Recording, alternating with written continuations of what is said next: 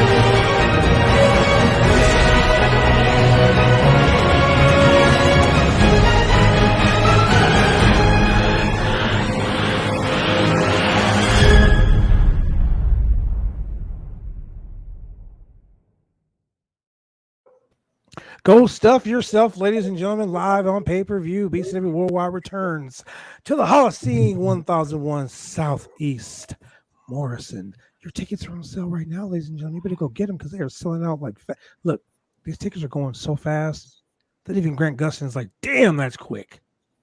And that's the flash, ladies and gentlemen.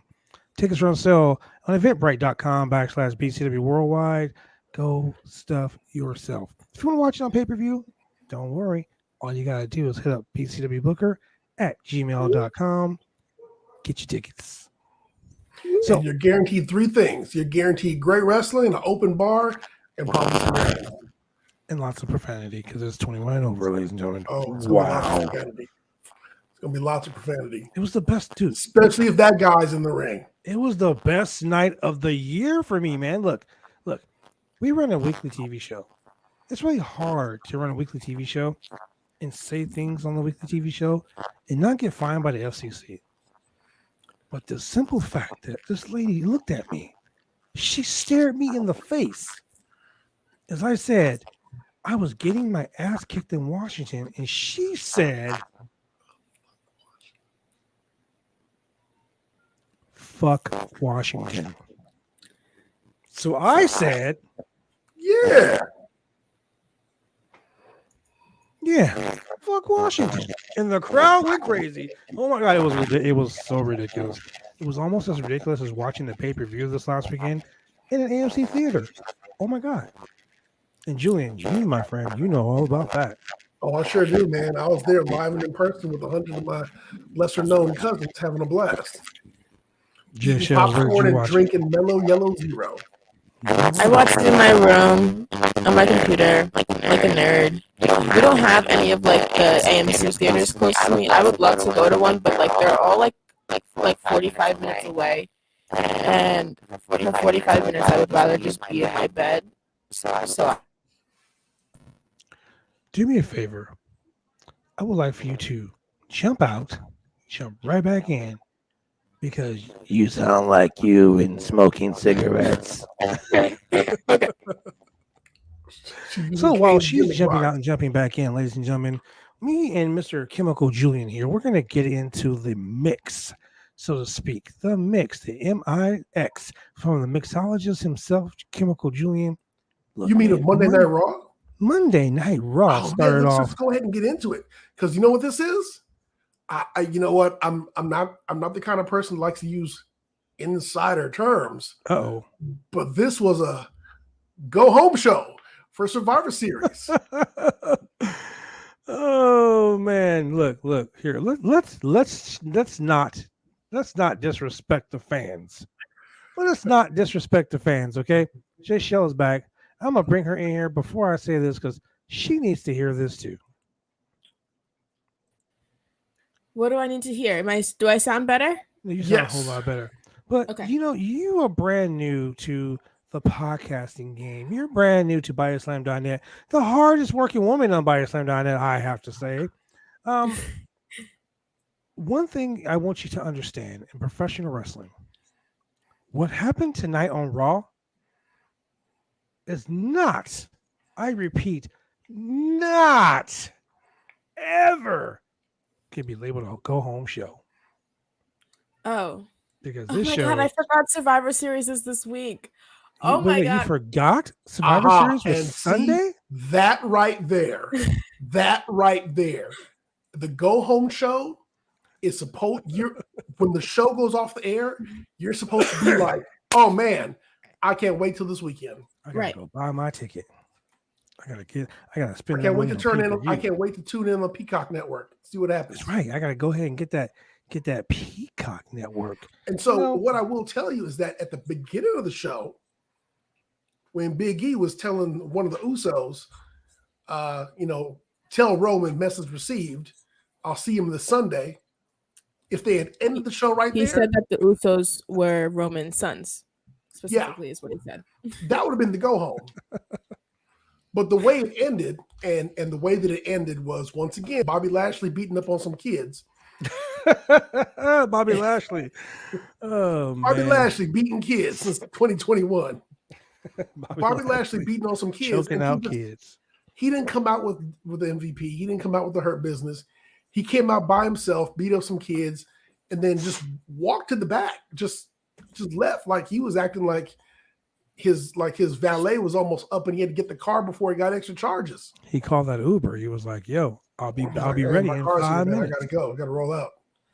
I have so many questions about how this show is gonna work. Okay, so we started with them getting released on Twitter. The teams were released on the Twitter page during college football. Strike number 1. No one saw that. Strike number 2. You took out Dom. took out Dom on the first Raw. Strike number 2. Strike number 3, you took out Sammy and Aaliyah on SmackDown, and they haven't been replaced yet. Strike number 4, you took out Ray here because you wanted to put in Austin Theory.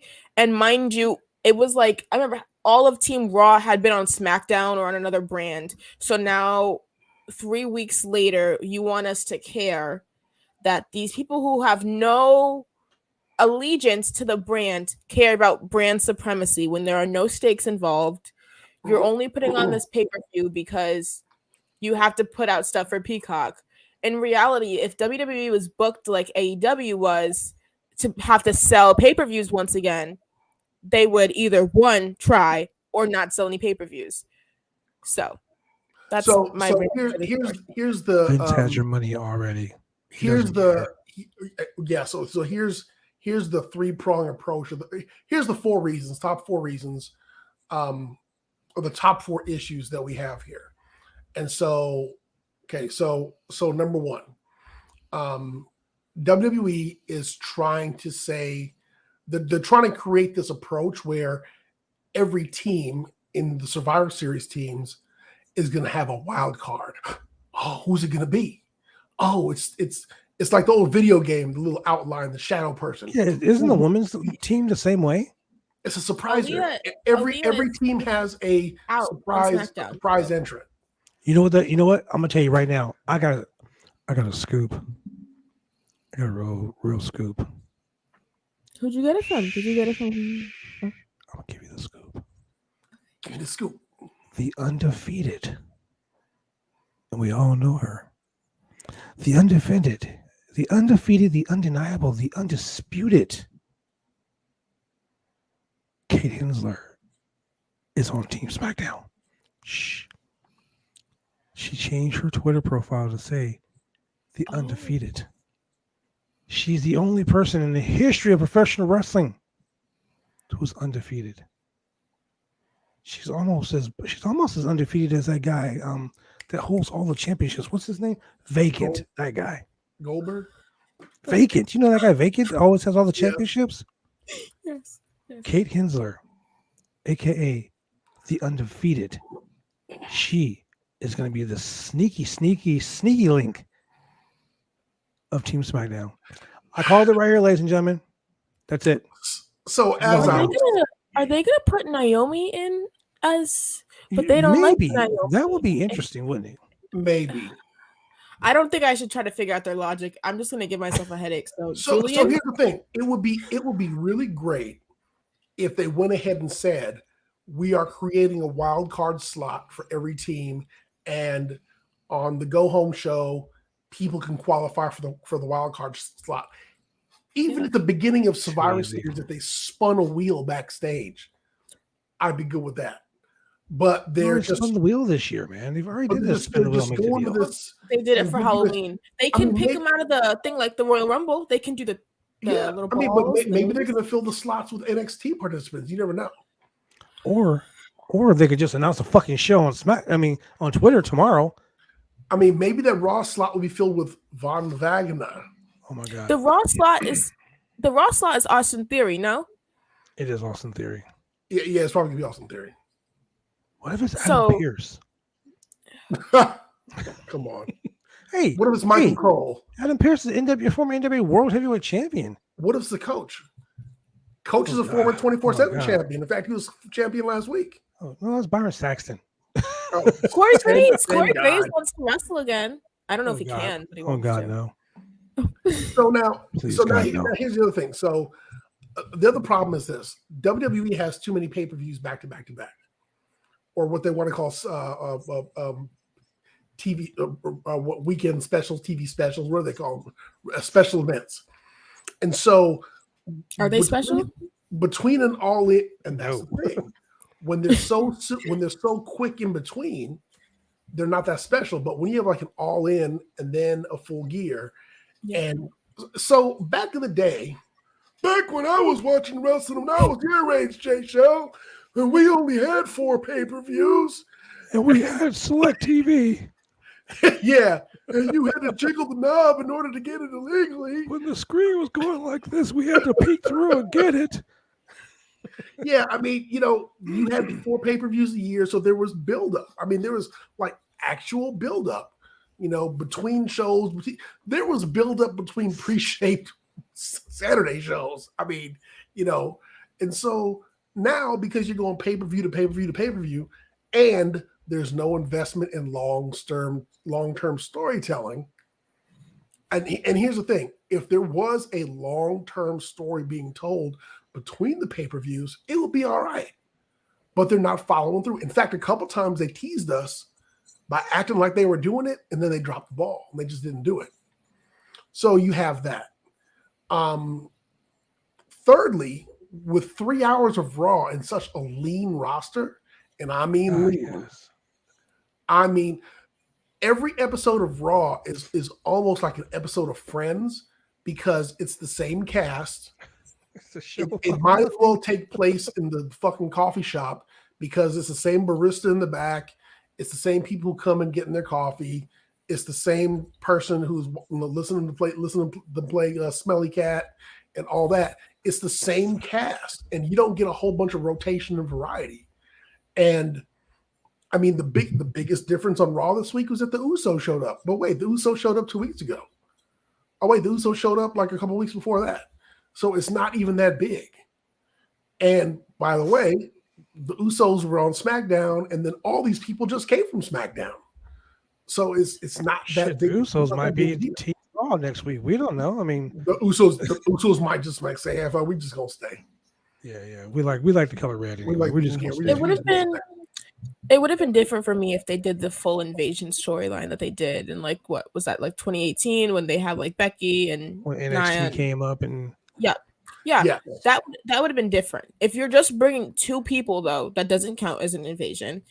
If you really want to sell Survivor Series, which we know that you don't want to do, you would bring the 5 members of SmackDown over. Cheryl. But oh my God. Cheryl is dropping fire right now. This girl is she's spitting more heat than your boy Top Dollar on Twitter right now. Okay. I thought you were gonna say Shanky. I found Shanky rapping hilarious. I know it wasn't funny. It was supposed to be cringy, but I thought it was hilarious the way he was beatboxing when he was just blowing the air. I think he was having an asthma attack. I don't know. Don't come for me, Twitter. Don't come for me. Oh man, look. So Raw starts out with Big E coming out. Big E basically came out and was like, "Yo, Roman, you put your hands on my family. So come this Sunday, or this was it Saturday or Sunday?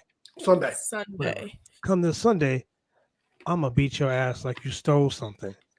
And I think he was referring to the fact that Roman is no longer the tribal chief. He is the king of the WWE. He's the tribal king. Exactly. He's the tribal king.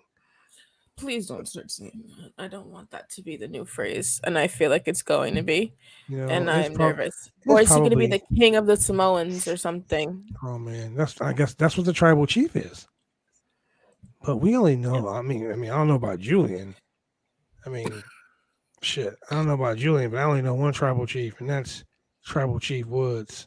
Adam McCord the Woods, the Fijian, what did he say it was? The Fiji Phenom. The Fijian Phenom. That's right. The real tribal chief. Tribal Chief Woods. That's the only tribal chief I know. I acknowledge him. Roman doesn't even wear his pepper beads to the ring no more. No, he has not. No, sadly, I think that should be my thing. Every time I'm a special guest on the show, I'm going to give an update on Jericho. Jericho has not blocked me yet. I've sent out 3 tweets adding him, and I bet you he's a vanity searcher. I bet you he searches his own name. I've sent out 3 tweets regarding Jericho at I am Jericho. Did he add him about that badass frog splash he did? Oh, Jesus Christ. Disrespecting any girl that way. I should do that right now. As soon as we get off the show, that's what I'm going to do. I think I do have to work harder. I think I just need to tweet the article that I wrote about him being misogynistic at him like 10 times a day. I got to figure out how I can set that up. I can Let me schedule tell you it, I something. think. I'm going to do that. I took your advice. Well, I took after you. I decided that the person that I don't like in wrestling, and I have a personal beef with this guy because he blew snot on me in a tag team match in Japan, and I punched him in the testicular region multiple times. He is one Alex Shelley. Oh, I told Alex Shelley he can go fuck himself. And today I tweeted Alex Shelley is a piece of donkey sweat off a monkey's ass. And he finally blocked me. Oh! So I wanted to tell you, I was going to tweet you today. With the congratulations. screenshot. Yeah, I'm happy now because Alex Shelley can go fuck himself. Not go stuff You are the yourself like the winningest pay-per-view. tweeter in this group this week. That's the award you received. The winningest tweeter. I'll be here all week, ladies and gentlemen. I lost predictions the other day, so shit, I had to win something, right? Me and Carissa tied. We beat Cassidy by 1 point when we did our prediction show. So we also announced today that we're doing a show called Fantasy Book Fridays, and I have to invite both of you guys on. We're gonna have to schedule you guys where we have rotating guests every week, and we do half of the show. This is top secret. I'm giving you guys an exclusive. Half of the show is rebooking current storylines. So we're gonna be rebooking. I think we're gonna be rebooking the Paige story arc in our first show. And then the other half is we create our own promotion and we book it ourselves. We get to do like our own draft and stuff like that. So I'm very excited for that. I am so in. Yeah, let's do it. Whenever you guys get around to rebooking the broke Baron Corbin storyline, I'm your man. Okay, we can do that for your episode. You guys can do that one. Food stamp Corbin.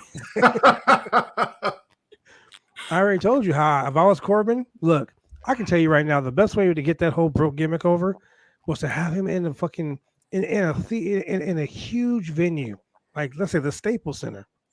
And he, I remember he was like going to people and asking for money. If Baron Corbin walked up to you with a Square unit on his cell phone and said, "Can you please give me $1?"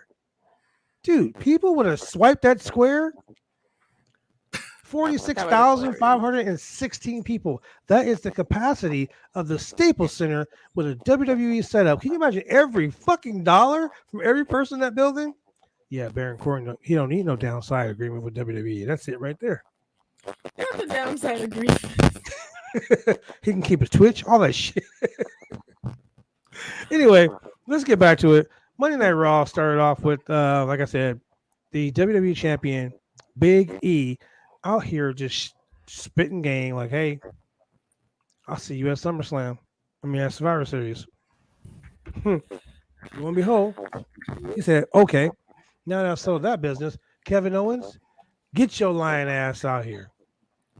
Those are his words. So real quick, let's talk about what he did right. He said, Roman Reigns, we have a match. This is why we're wrestling. This is why we got beef. This is when I'm going to see you, where I'm going to see you. This is why we're fighting. Done. Now to my storyline.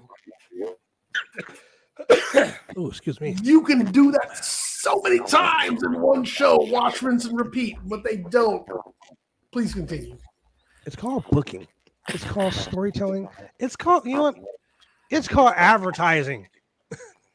Ladies and gentlemen, you're watching the Roundtable Pro Wrestling Podcast live on bodyslam.net. You can find all the information you want to know about bodyslam.net by going to www.bodyslam.net. That is www.bodyslam.net. You can find all your wrestling news, all your scoops, all your behind the scenes, and all your spoilers at www.bodyslam.net. You can find me I just read all the stuff that I write all day, every day. Oh no, Jaychele, you gotta log out again. Oh God. I won. I mean, she's making me not want to smoke a cigarette ever again with that voice.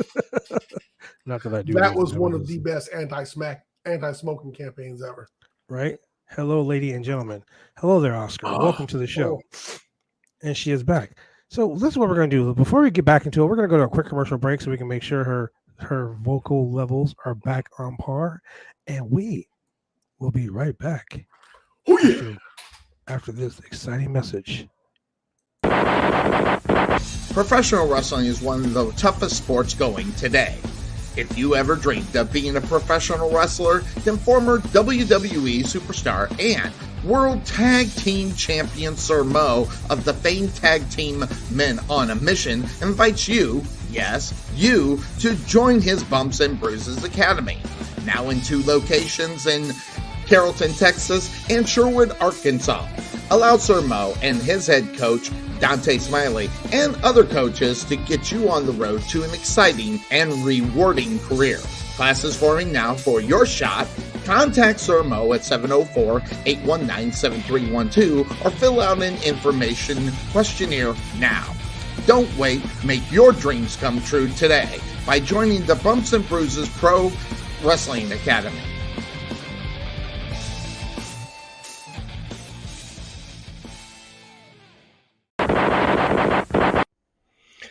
Hi, this is James Beard with SWE Fury, and you're watching the Roundtable Pro Wrestling Podcast. And we are back again. I hope I fixed it. Do I sound better? No. Oh, no. You probably should turn off. You might your need the mic, headset. Unplug it. Yeah. Put a headset on. That might work. Are there thunderstorms in your area? There was rain here earlier, but that's not me. So getting back into Monday Night Raw. Is this better? Yeah, that's better. That's Yes. better. Okay. So after we had the interruption of Kevin Owens coming out to the ring, and Kevin Owens basically, in my opinion, Kevin Owens was turned heel. And No. he gave what Kevin Owens gave what every foreigner gives the WWE. He gave the dreaded "you people" promo. He said, and I quote, "It is because you people in the back didn't believe me. You people out here didn't believe me. And since you people didn't believe me, I'm going to be what you people want me to be." And that's when Ali needs to show up and go, "What do you mean, you people?" I digress. Oh my God. So, But he said that when he was lying about lying, which meant that he was telling the truth, because when the heel tells the truth, he's being a real heel. once again, ladies and gentlemen of the Roundtable Pro Wrestling Podcast, since you're watching us on YouTube, Twitter, Facebook, Instagram, all those cool places, since you're watching us on all these beautiful podcast platforms, I'm going to tell you guys, go see the fucking movie The Eternals. Because once again, Thanos was not the bad guy. It was Eddie Kingston. It was CM Punk with the 5 moves of doom. So what I mean by him not being the bad guy, Thanos did what Thanos did for the sake of the people. You people, as a matter of fact. So I'm looking at Kevin Owens as Thanos. All Kevin Owens wants to do is snap his fingers and make things right. But ain't nobody listening to him. He needs to snap his fingers and go to AEW and call it a day. That's probably what's going to happen. Hashtag Mount Rushmore of wrestling. But what we're talking about is he's been telling people this whole time that he didn't do anything wrong. And if you think about it, last week he lost his match all because Big E got in the way. Whoa, no. Thanos. I'm just saying. Go watch Eternals, ladies and gentlemen. You'll understand why I said Thanos is not the bad guy. I always say, man, evil is a matter of perspective. Evil? What does Danhausen got to do with this? Oh my God, I just thought the same thing. What does Danhausen? Get well, Danhausen. Yes. Yeah, very Get evil. well soon. Get that broke leg fixed.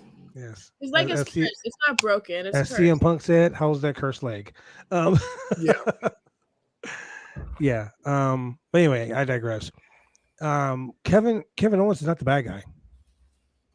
in my opinion, just like I said with the CM Punk Eddie Kingston thing, my opinion, Big E was in the wrong. Big E shouldn't have been in the way. Kevin Owens could have got back in the ring. Kevin Owens wouldn't have lost the match. I mean, keep in mind, Seth Rollins played the Loki character perfectly. He was all up in there. He was causing all kind of mischief. He was causing all kind of. I mean, I'm only stating the reason why I'm saying all these Marvel references here on the Monday Night Raw podcast is because Stephanie McMahon already told everybody that the WWE's characters are like Marvel superstars. Hey, I will tell you one thing. Seth Rollins' laugh is like MJF's face. So punchable. I just want to punch him in the throat so he'll stop laughing. It's wait. But the best part of Seth Rollins is when he was screaming, "Don't wake the baby! Don't wake the baby!" Someone posted on Twitter, "The baby ain't with you." The baby's on Instagram Live yelling at his baby mama. That's what's happening. Speaking of his baby mama was on tonight, and she was spitting hot fire. She sure was. Just like your boy. Oh man, just like your boy. Shanky or Veer. No, it was Shanky.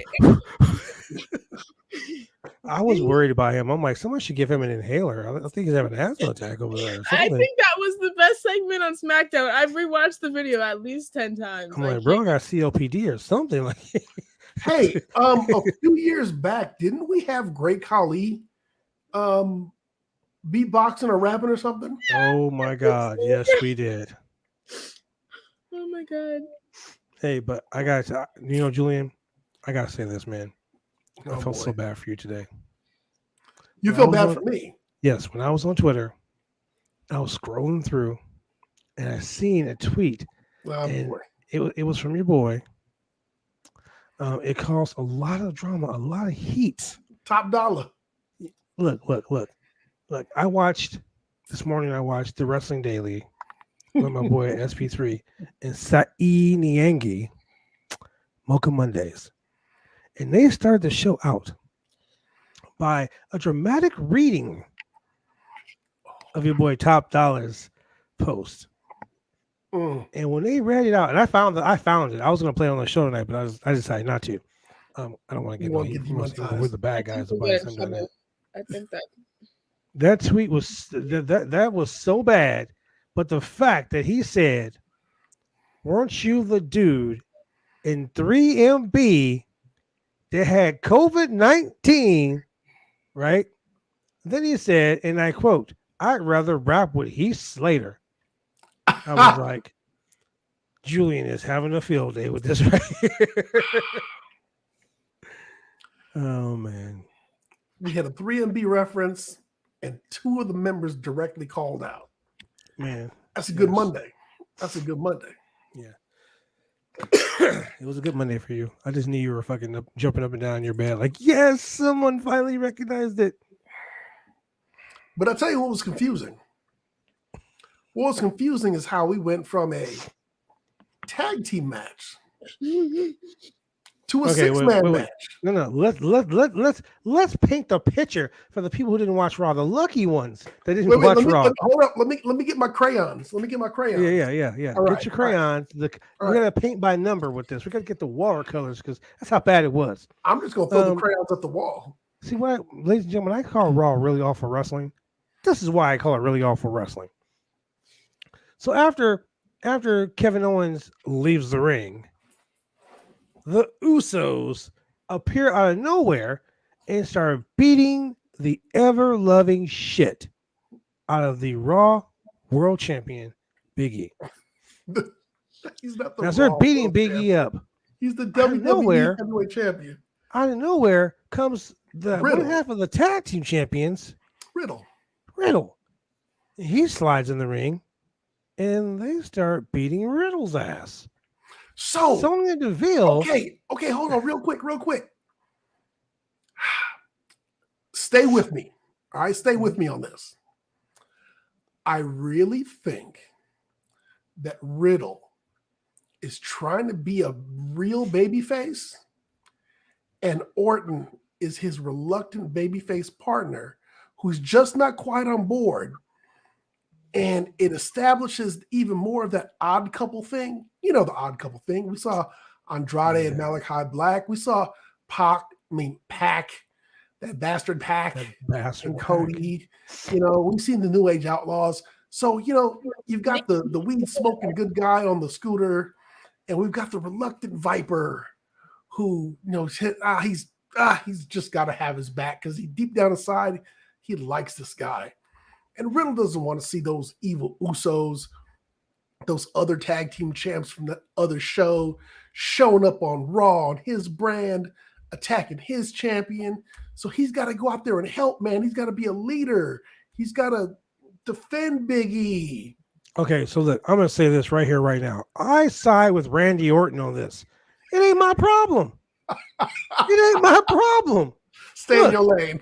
Look, I'm going to stay all up in my lane. It is not my problem. Look, I see two dudes over there fighting over $1. That ain't my dollar. I don't give a shit about that dollar. Top dollar menu. That old dude with the fucking, you almost got it. You almost got it. No, dude, it's not my problem. Here's the thing. He went out there and it ended up being a tag team match. Then your boy, the visionary, low-key himself, Seth Rollins comes down, and then that meat coat, whatever the fuck he was wearing, ridiculous. He jumps in the ring, and he commenced to cause a DQ. So since he caused a DQ, and out comes Teddy Long and says, "We're gonna have a 6-man tag match, player." No, then we get a 6-man tag team match because Randy Orton comes down. Now, in this scenario, Randy Orton is like, "What did I tell you? Yeah. What did I tell you?" Backstage, Randy Orton said these exact words. Big E always getting himself in trouble. I don't care. All I care about is you, me, and these Raw Tag Team Championships. Now, that right there is the way a vet, a champion, a man who wants to keep what he got. You're right about that. So why the hell? Look, he said, what happened last time you ran down to the ring with Omos? Well, he folded me like an accordion. Yeah, that's right. He did that. Like Randy was pointing out, Randy was spitting so much fire that you had to call him Hades. He was spitting so much knowledge, you had to call him Socrates. He was spitting so much bars that you had to name him Max Caster. Oh, sorry, wrong show. But he's not a heel. He's more of an anti-hero. He's just kind of looking out for himself. He's looking out for himself. And the simple fact that later on tonight, he's gonna have to ride with Riddle to the next town. And he don't want to have to hear his mouth about, bro, how come you didn't have my back, bro? You let those guys just put the boots to me, bro. I thought we were like bros, bro. Like I told you last night on the podcast. Julian, why you leave me hanging out to dry like that? I see the wheels turning in your head. That was a phrase from Jim Ross, ladies and gentlemen, who was hung out to dry by Tony Schiavone. Hey man, when you're tag team champion, you're one of the pillows of the company. That's right. You're the pillow of the company. You're a pillow of the company. Everybody wants to lay down with you. You're like a pillow. Yeah. Look, the whole point is this. He's trying to be, she's right. He's just trying to be low key and keep Riddle. Riddle keeps pulling into the drama. Riddle is a drama queen. Like Riddle wants to be up in everybody's mix. Hey, look, the Street Profits are playing Riddle, and he told Riddle the same thing. Street Profits are playing you. Like he told me he wants to smoke. You can't trust anybody who kicks off their shoes and pigeons come flying out. Jaychele, when you kick off your shoes at night, do pigeons fly out? No, I don't. Do you ride a scooter? No. Do you ride a scooter? No, I don't. I had a scooter when I was like. I 6. knew it. I knew you had a scooter. Like 6 or something. Like I don't know how to ride a bike either. That's one of my things is I refuse to learn how to ride a bike. So I don't know how to do that either. But I just don't understand. Okay, well I do understand. from the behind the scenes reason, I understand you don't have anybody else to put on screen, so you put Riddle and Randy, right? Yeah. Cool. But if you look at it realistically, what alliance does Riddle have to Big E to make him want to go out there and like think about he's just a good bro. He's just a good bro. Okay, now it You're not is buying it. I don't see you buying it. As a champion, I am a target.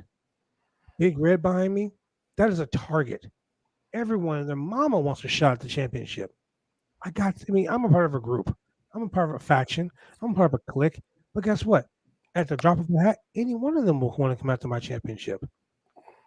When you're a champion, you're the most wanted man in wrestling. So Big E is a champion. He should DTA. Don't trust anybody. Got that right. You know what I'm saying? So at the BS of being okay, I'm gonna play devil's advocate here. What if Riddle is just trying to? Oh, weird. No. What if Riddle is just trying to show Randy that he can be a locker room leader?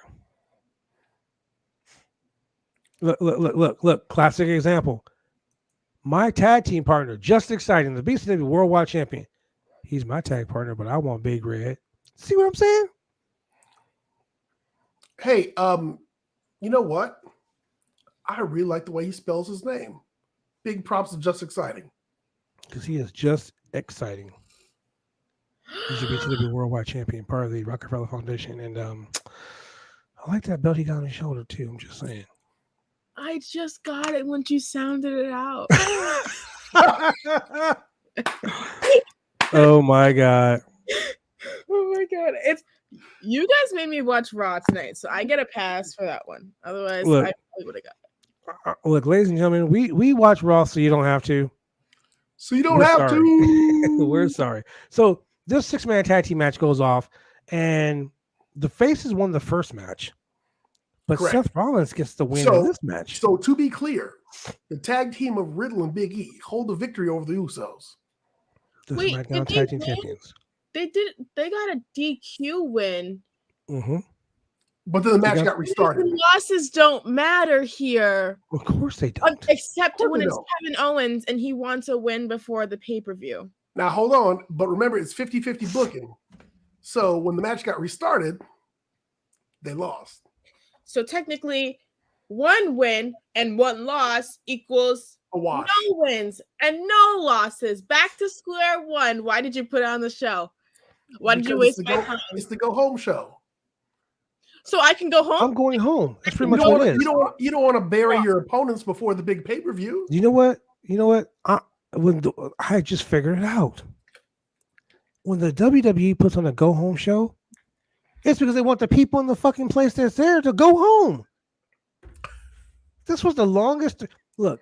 Hey, you know what? Denise Salcedo said it on Twitter today. She said, why does it seem like 30 years since the last time she watched Raw?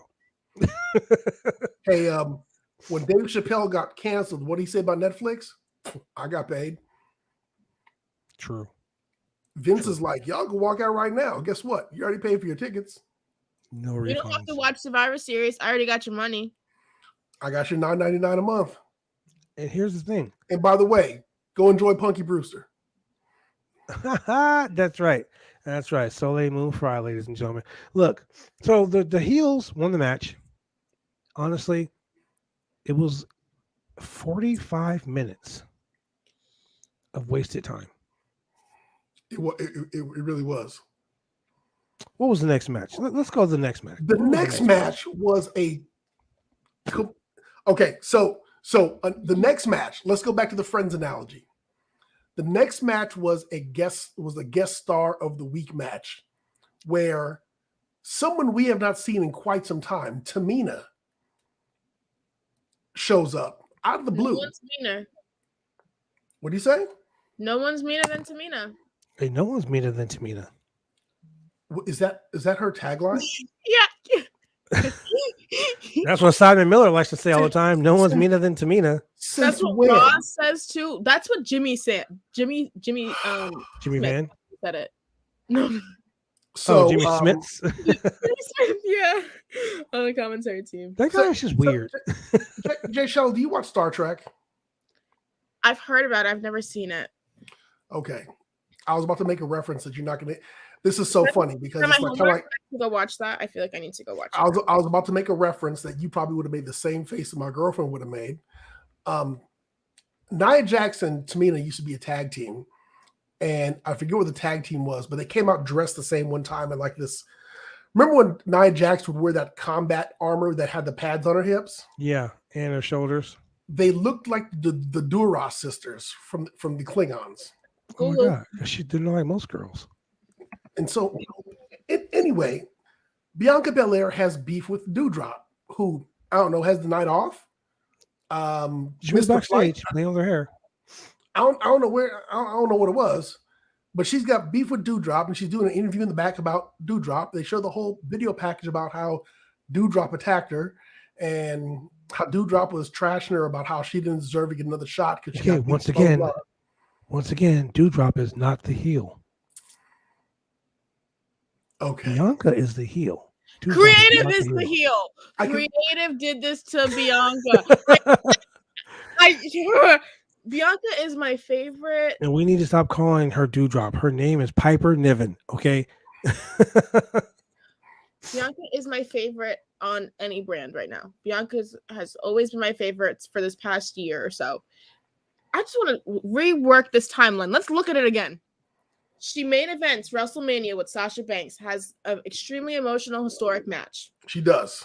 She has a couple of pretty decent matches. I like the match with Bayley at Hell in a Cell specifically. Yep. And then we get to SummerSlam. Yep. And Becky comes and wins it in 26 seconds, throwing away that historic match. She does. Historic, I would say almost historic reign, because we haven't really seen any woman from NXT rise as fast as she did, especially when she didn't win the championship in NXT. And then we look at what has happened since SummerSlam, when she is supposed to be built up after that win, and we're supposed to wait it out, and she's going to get the championship back. She switched brands, so technically she can never get the SmackDown Women's Championship back from Becky. She's lost 4 times in a row to Becky. And every single match, they think that they're protecting her because Becky screws her over, when in reality, she just looks like a dumb baby face. I am upset, to say the least. And now you're just having her squash Tamina, and she's going to go feud with Piper Niven. After she just got done with Shayna, kind of, sort of, but it was Eva Marie. And what are we doing? Why? I can't. Do you know what the worst part was? This match with Tamina was so slow, but on paper it was 4 minutes. Oh my god, that was the longest 4 minutes of my life, dude. Look, I'm not gonna lie, ladies and gentlemen. When I looked at the paper and I was like, I would rather watch that Dark. was 4 minutes. I would rather watch Dark, and Bianca's my favorite wrestler on the planet. I would rather watch all of Dark than sit through that again, because that felt like 90 minutes to me. Look. So that happened. So Bianca fought Tamina for 44 minutes. 4 minutes, and it didn't do anything. It just, it was a throwaway match. Once again, this match would have been better if Bianca had done an interview and turned around, bumped into Tamina, and Tamina spilled coffee on her and was like, "All right, let's go fight." Wait, we already saw that. Yeah, I know, but it works. It works on somebody else. Can I just throw something out real quick? Yes. What if the mystery person, I don't want to say it, is an unvaccinated Nia Jax who comes back and gives the rest of her team COVID? Wow. Julian, get out of here. Wow. Julian's got more heat than the devil right now for that comment. Look, I was going to say, what if the mystery person is Bayley? No. I would buy that. That would be great. Like, what if they're setting up this whole thing just so they can bring back Bailey? They can't Hey, do wait, that. wait. What if the mystery guy on the Raw team Is The Rock. is Goldberg? No! Not Goldberg. What if the mystery guy on the Raw team? Who are they gonna put? No, I'm thinking about it for SmackDown now. Hold on. Who was gonna replace Sami Zayn for realsies? Okay, so for real, you really want to know what I think? Yeah. I think the person replacing him. Are you ready for it? Mm-hmm. Brock Lesnar. I would buy that. Because why would Brock? Because look, there's been no build up to this fucking Survivor Series. No one's gonna give a shit about it. So But if you wait till the last possible minute and you put on Twitter, I mean, they've already talked about how Brock Lesnar is going to show up at the Staples Center and correct. he's bought tickets and also the bullshit, right? This is the last pay-per-view of the year for the WWE. They're going to have anything in December. This is their last show of the year.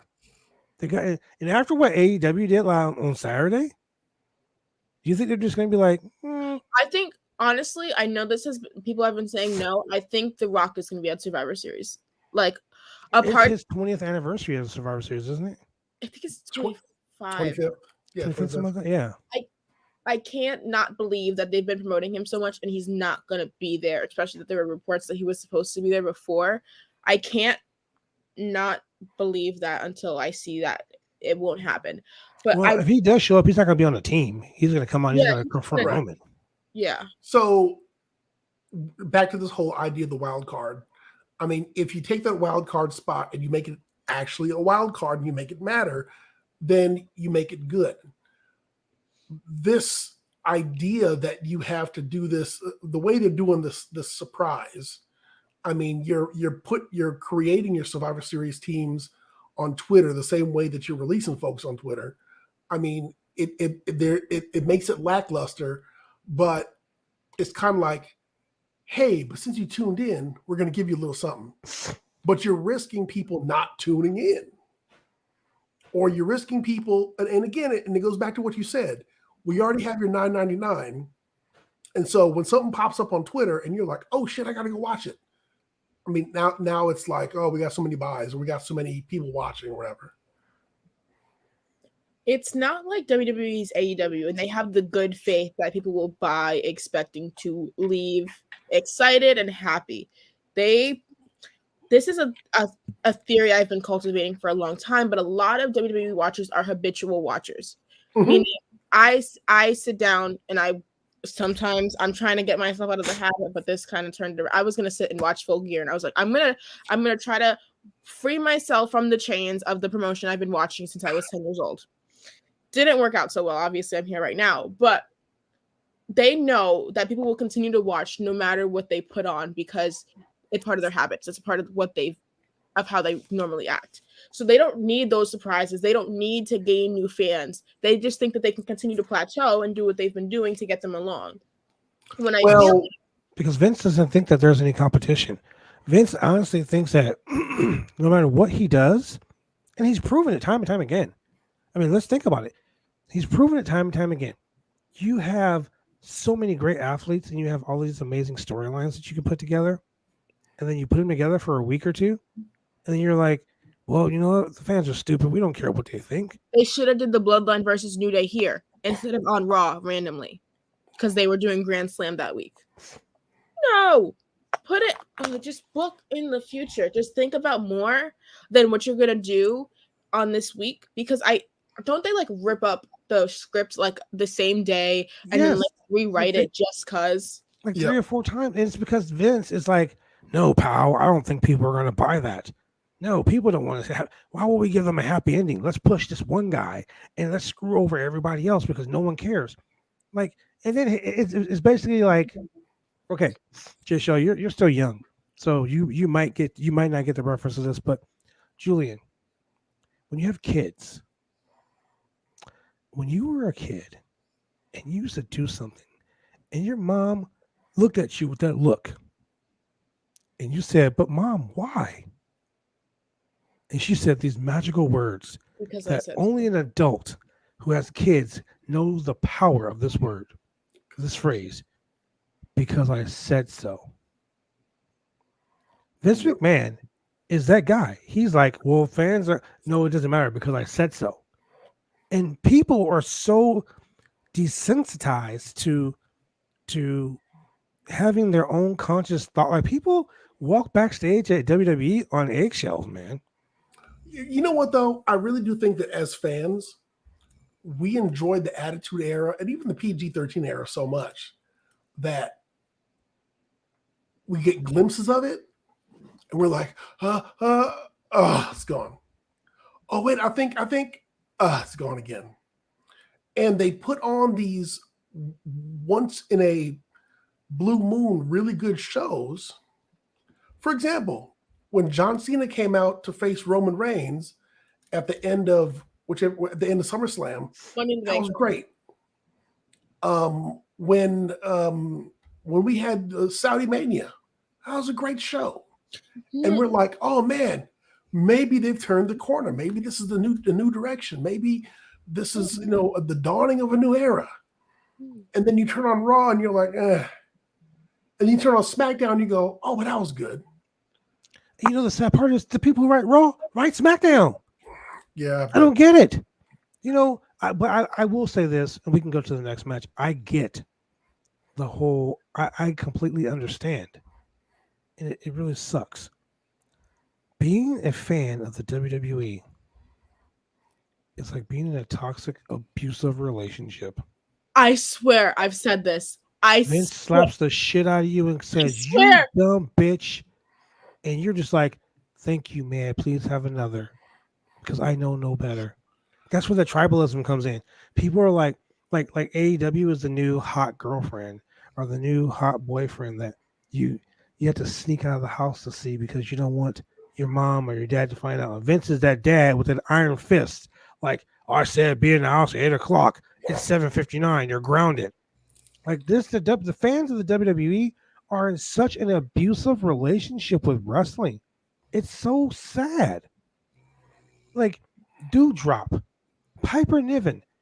Like, Vince is telling you those people never existed, and you better not ever remember those names because they never existed.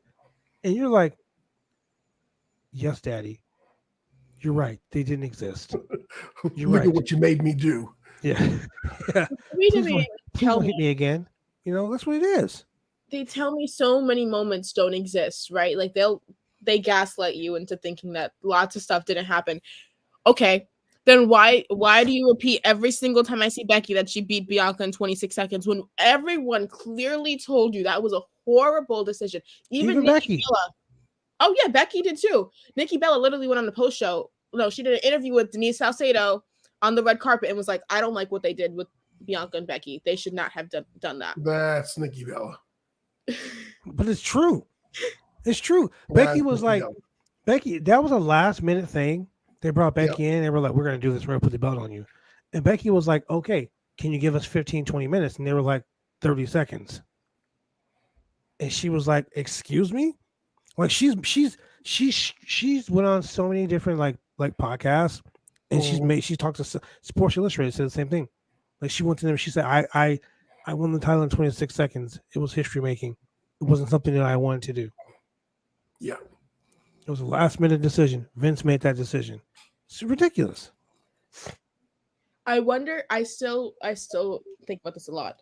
If Bianca was really going to lose it there, if they were really going to give it to Sasha there. Because I don't think they were. I think Bianca was going to hold that championship until now. Sorry, I don't mean to go on my Bianca rant. I do that all the time. I love me some Bianca. No, like that's the whole point of the show. That is the whole point of the show. We don't just come in here and talk about Raw. We don't come here and talk about the wrestling. We want to talk about. We're not like every other podcast. That's what I try to tell people all the time. You can watch Fightful. They're going to report Raw. They're going to report what's on Raw. You can go watch Wrestle Talk. They're going to report what's on Raw. Their Raw review show is a Raw review show. They're reviewing, and don't get me wrong, I love those guys. I idolize the people on those shows. I want to be like those people on those shows. I want my podcast to grow like that. But what separates us from them is that we come on the show and we want to talk about the reason why the shit is like it is. We want fans to understand that I want the fans, me personally, I want every wrestling fan that watches the show, listens to it, watches on ByTime.net, listen to it on all the podcast stations we're on. I want them to understand that they're not stupid. They're not. And it's okay. You don't have to be in an abusive relationship. It's okay to like something else. It's okay to be okay watching New Japan. It's okay to watch Impact Wrestling. Hell, it's okay to watch AAA. It's okay to watch AEW. You're not a bad person because you want to watch wrestling. You don't have to be pigeonholed and you don't have to be handcuffed to something that you don't like because it's something that you're used to. So, with that being said, let's go to the next match because I'm getting depressed already. Do you want to go to the next match or the next segment? Because I think the next segment is the next segment, correct? It's Becky and Liv. It's Becky and then Liv. Yeah.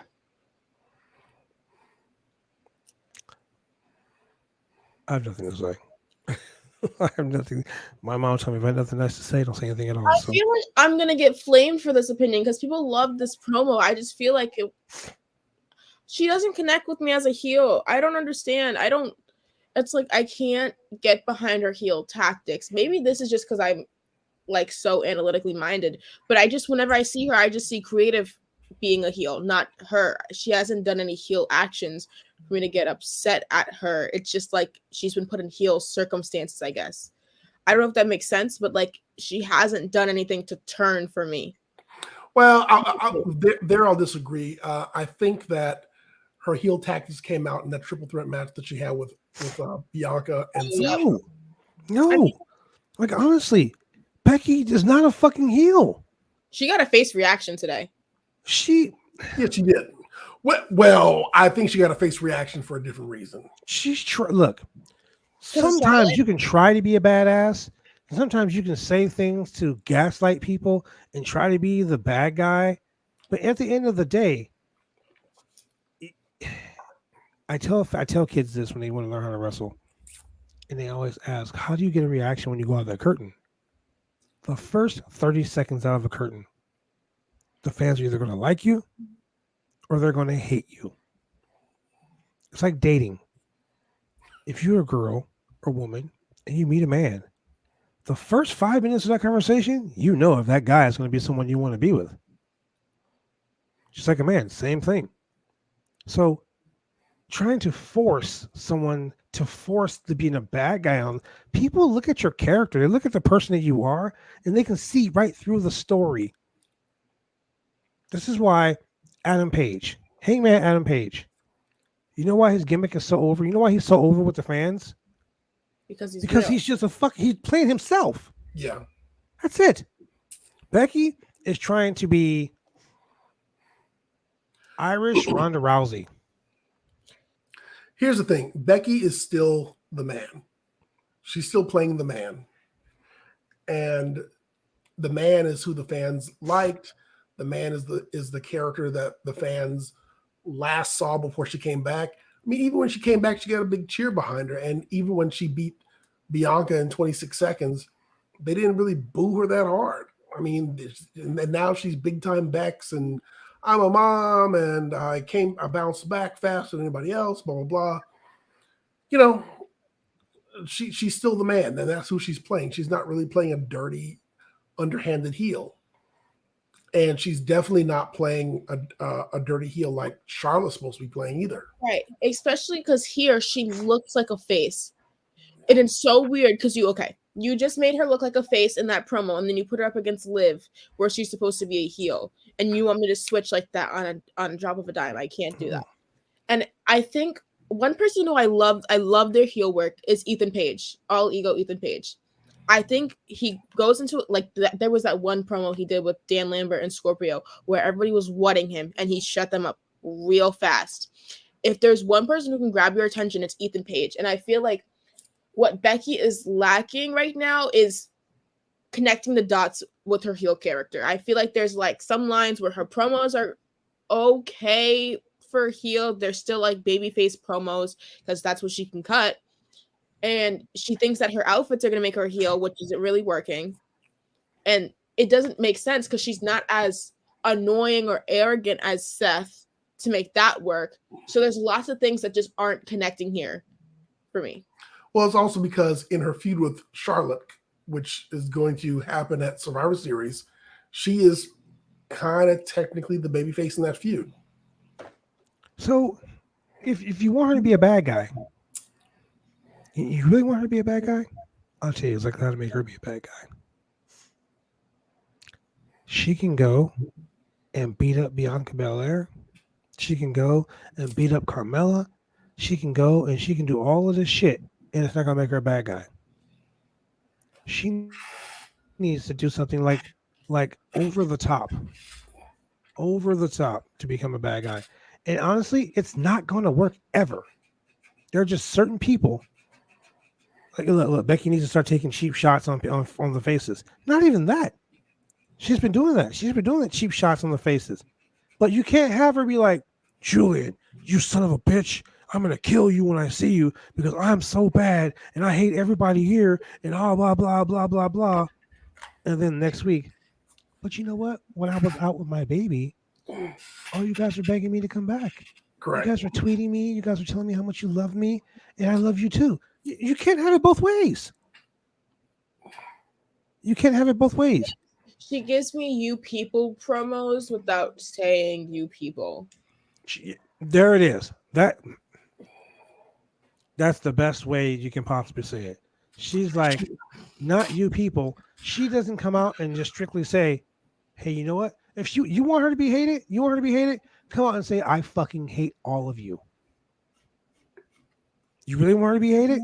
Have her come out and say, I support Donald Trump.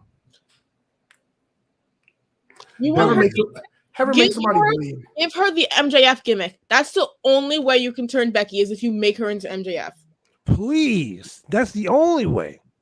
I would enjoy that. I would actually enjoy that. That would be clear. And here's the thing. If you give her that gimmick, she can't flip-flop back and forth. No, not at all. Please stay solid. And that's the problem with creative. The creative is writing this stuff. And it's like Hit Row. Hit Row was hot. They were hip. They were doing their thing down at NXT, right? Because they were actually allowed to just do their thing. They came up to the majors or whatever you want to call it, to the A brand, and you give them a gimmick, and you have a 65-year-old man writing the story, writing their script. A 65-year-old man that's like, hey man, we should talk about Pogs and we should talk about today was a good day. Like shit that happened 25 years ago. They should start quoting Ice Cube songs from like 1999, that's not hip. No one cares about that. Hey, Swerve, let's get jiggy with it. Or exactly. Yeah. Swerve, you go ahead. Let's get that Crush Groove in, man. Like shit like that, or you go on the internet and you find these cool little words, these buzzwords, and you use the shit out of them. Like, hey, Bruce, what's a crab MC? Like, hey, man, I'm so woke. Yeah, I'm so woke. Yeah, I woke up this morning and I was woke. Yeah, man. You know what woke is? Yeah, man. Like, dude, come on, man. Get Joe Gacy off my TV, please, because I don't understand what his gimmick is. How is he a heel if he just wants diversity and inclusion? Oh, because you hate people of color? Is that what it is? Vince, just say it. Just say it to my face. Someone posted on Facebook. Someone posted on Twitter that this pay-per-view, the Raw team is racist. I just started laughing. So, I mean, here's the thing about this whole show. Nothing on this show is buzzworthy. Nothing on this show catches your eye. Nothing on this show is relatable. That's the problem. Didn't they have like Dolph Ziggler make like a twins reference or something like that? I don't even know what that is. I wrote it down in my notes so you guys could explain it to me because I don't know what that is. And this is why they're 18 to 45 demographic. There you go. This is why they can't get the demographic. You want to know the twins reference? Back in 1994, 1995, Danny DeVito and Arnold Schwarzenegger. Wait, hold up. Jaychele, Yes. do you know who Danny DeVito is? Yes. Okay. You know who Arnold Schwarzenegger is? Yes, Mr. All right. California. No, not the governor of California. He was actually an actor. Yeah, Okay? he The Terminator. Okay. Terminator. So you have these two guys And he played Mr. Freeze completely in the Batman opposite of movie. each other. One guy is like 6'6", one guy is like 4'11". One guy is muscular, one guy is short and stocky, fat. This is what it is. And they're twins. They had a movie called Twins where they were identical twins in the movie, right? That's the reference that they referenced in 2021. I know they could call Omas and they can call him twins. Oh my God. That right there, when they did that, I got up and went to the bathroom. I said, that's my popcorn break. Oh my God. I love that they made WWE. And Vince probably was like, that they think that black men and white men can be twins. it's not even the race issue. It's the stupidity of, once again, WWE fans are stupid in Vince's eye. He thinks that if I reference, you know what? Maybe Twins was on USA that weekend. Who knows? This weekend, I don't know. But Vince thinks that that's funny. Just like Bearcat Lee was funny. Man, Just like dressing Karrion Kross up like the Gimp from Pulp Fiction was funny, or Duke the Dunkster Drosy, or like all these gimmicks that they thought the gobbledygooker, a grown man dressed up as a chicken, a turkey coming out of an egg at Survivor Series. You know what? Right now, I'm more Nigerian than Apollo Crews. I'm more Jamaican than fucking Kofi Kingston. I'm just saying. So, Jaychele, did you ever have a chance to see Kofi Kingston's debut? Yes. Oh, Okay. Yeah. Okay. If you ever listen to him talk about it, and the way that they kind of squashed it was when Triple H said, "Hey, didn't you used to be Jamaican?"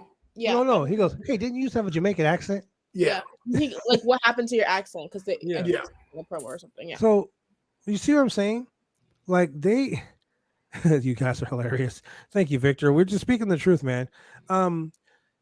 They think that wrestling fans are stupid in Vince's eyes. We're not gonna remember what happened last week. Like remember when they had Drew McIntyre? Remember when he was the chosen one? Remember that? Remember when Kane was Dr. Isaac Yankem DDS? That was actually kind of awesome, but yeah. Remember when he was the fake Diesel? Yep, sure do. Remember when primetime Brian Lee was the fake Undertaker who happened to be 2 inches shorter than the original Undertaker? Now hold on. If you ever listen to Bruce Pritchard defend. Remember when Bruce Pritchard was Brother Love? I don't want to listen to that, man. If you listen to Bruce Pritchard defend the whole, it's intellectual property. It's just like having two different guys. It's like recasting someone for another role. So yeah, the fake Razor, fake Diesel. There's nothing wrong with that. Oklahoma. And you go, all right. Oklahoma. Beautiful Bruce Bodine. He was a wrestler in Southern California, and he was hired to be a writer for WWE, and they named him Oklahoma because they didn't have good old JR. Do you remember Gilbert? Dude, Gilbert was fantastic. Hold on. Remember Shelton Benjamin's mama? Yeah, they named him Oklahoma because Jim Ross is from Oklahoma. Yeah. So they named him Oklahoma. You see what I'm saying? Vince thinks that this shit is funny. Matt Bourne, the late great Matt Bourne, rest in peace, Matt. Matt told me, I asked him one night, I said, Matt, why did you do that gimmick? And you know what his response was? Vince got mad at me at a show and said I was a fucking clown and thought it was funny and made me a clown. So I made that clown gimmick over. He did. That's what they're going to do to Trick and Carmelo. And I'm so afraid because I think it was Kate that said this. It was either Kate or Alex on the NXT show. I love Carmella. And they were basically like, once you show Vince you're funny, there's no going back. Yes. Once Vince sees that you're funny, game over. Look at our Don't truth. crack a joke in front of him because Not our truth. You'll be our truth for the rest of your career. Little Ladies and Jimmy. gentlemen, I have an issue with that whole thing. Our truth. Not all black wrestlers dance. We ain't goofy. We don't all dress like gang members. We don't all rap. You know, some of us are highly skilled individuals that do other things than that. But Vince, once Vince sees something like that, he that's it. Stuck to it. So Vince sees Becky Lynch as a carbon copy of Ronda Rousey. That's what he's trying to do with her. To disarm her. Ronda Rousey has her own armbar submission. Armbar. You know, look, classic example. Thank you, Victor, for saying this. Look, WWE sucks last week. Team Raw was all former world champions. Now they're done at Austin Theory. Let me tell you something about recycled gimmicks. Austin Theory is a broke man's Prince Pretty. That's what I was gonna say. They fired him from NXT to give the gimmick to Austin Theory to do the same fucking thing with the cell phone. The only difference is he's not on Twitter or he's not on Snapchat or Instagram. He's just taking pictures. Yeah. You see what I'm saying? Vince finds something and he just uses the fuck out of it. And with Nia Jax, once she did that spot where she fell and hit her button when she was like my hole, they start making t-shirts. My hole, my hole. Every fucking match she was wrestling, she had to say my hole. Somewhere, some way, Lana said, blah, blah, blah, blah. And I took ballroom dancing classes. What? You did ballroom dancing? No, she was a professional dancer. Yeah. Exactly. Team, yeah. But at the same time, Naomi. he wasn't like, hey, Kofi, can you do my taxes? Same thing with Naomi. Naomi was a cheerleader. Now, what does she do? She has to come out and she has to dance. Yeah, she got to come out and she got to dance now. Her finisher, because she has a big butt, is now the rear end. Oh, because that's funny. Just like Rikishi being a guy with a big butt, he's putting his ass in people's faces. And Nia Jax had to do it too. See what I'm saying? So Vince sees a certain thing and he drills it into the ground. Look, they made a joke backstage. This is how the Drew thing came about. Drew made a joke backstage about slaying a dragon. Now he's carrying a sword that he named after his dead mother. And when he comes up to the ring, you hear the shing sword noise because it's funny. One person on commentary said, "Oh my God, Braun Strowman's like a runaway train." 2 weeks later, runaway train. Runs to everybody with a train. The train on the image, like on. See what I'm saying? Yep. And just like pew pew pew pew. Here comes Ricochet. Yep. Just saying. And they keep calling him a superhero because he does a superhero landing. Oh, okay. So, you know, they take a gimmick and they run it into the ground. Nikki Ash, almost a superhero. Now it's Nikki, almost a superhero, Nikki Ash. She's supposed to be a positive role model that you can do whatever it is you want to do. She wanted to be on Team Raw. What happened tonight? She wrestled Carmella and lost. Gets the Raw Women's Championship for 30 days after cashing in Money in the Bank, but can never actually defend it or get a win over the person she took it from. Oh yeah, when you're the champion and you have to do a championship contenders match because you're the champion. Once again, ladies and gentlemen. Wait a second. Oh yeah, Nikki did win the. Nikki won the. Oh, she won the the Money day in the Bank. after. The day after, because the only woman who's actually ever held the Money in the Bank was Carmella. Twice. Yep. Yeah, because Asuka won the Money in the Bank, but she didn't win the Money in the Bank. She won the Raw Women's title because Becky And she gave got her the that belt. next day too. Yep. Like, So you see what I'm saying? That this is the reason why I call Raw really awful wrestling. Because you only see this shit on Raw. Like Raw is supposed to be for the last 20 years, Raw has been the flagship of WWE. But you know what? I'll tell you why. That ship I'll is tell sailing. you exactly why this happens. Because they have 3 hours to squeeze in a bunch of bullshit. Man, if it was a 2-hour show, we probably wouldn't see half of this. Oh, sorry. you know, Daniel Garcia just noticed me on Twitter. I'm having a moment. I know. I saw your tweet earlier about Daniel Garcia. Yeah. Sorry, guys. She was excited about Daniel Garcia. Literally my tweet was, I love Daniel Garcia. End of tweet. I am manifesting right now. I'm gonna interview Daniel Garcia by the end of March. Go for it, girl. You got it. Do it. That's right, Victor. Thank God for AEW. Look, thank God for Steph Chase. Thank God for Stephanie Chase. Chicago at night. So here we go into the second hour of Raw, and Becky Lynch and Liv have their little spat where we have Liv left in the ring with the title, and we get into an actual match where the Street Profits get to wrestle Alpha Academy, Chad Gable and Otis, Okay. or as I like to call Little Van Vader. Why does Otis look so evil? Because he doesn't have any upper eyelids. Like the dyeing of his hair, the shaving of his hair, and the fact that he has no neck, he's just like all traps. Dude, he does look like a thumb with legs. Dude, one thing. I had PTSD when I heard Stephanie's music. I high key very much thought she was gonna come out. I was like, on the commercial, you totally got scared. I know, I saw it.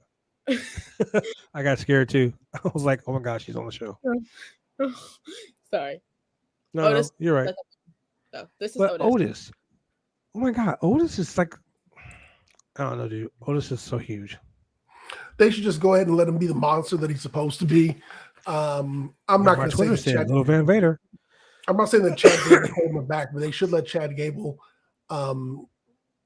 They should let him be he's his mentor, I guess, but they need to let him be more of a manager for Otis and really direct him into beating up people. And he could be an active manager, like someone who can actually get in the ring and do things. And I mean, by the way, Chad Gable puts on some fantastic matches on his own too. But Otis should just be a monster who, if nothing else, he could be just Chad Gable's heater and just go in there and be destroying people, helping him cheat, helping him win matches. And if you want to put a mask on him, that'd be even better. Look, I'll say this about Otis. Otis is a beast. Otis is a fucking monster. He wrecked everybody in this match. He did. He wrecked everybody. Like, I was like, he just totally killed everybody. Like there's. Can you imagine if they put Otis and Omos together? They wouldn't. And call them Big O. There it is, the Big O. They legally cannot. The tag team of Big O. Oh my God, Big O tires, ladies and gentlemen. We're talking about Big O tires. Otis does look Big O tires. Otis does look constipated 24/7. Very correct. I took this down in my notes that Gable's new gimmick is that he has a 4.0 GPA and he graduated as valedictorian from Full Sail University with his master's degree in graphic design. That is Full Sail University is a television production company. It's an actual. That's where you go to learn TV production and stuff like that. It's accredited. Yeah, it's accredited. But I'm just saying. Now, if he ran a gimmick where he was seeking debt forgiveness, that'd be even better. Oh my God. If he was hanging out with Masterpiece Kid.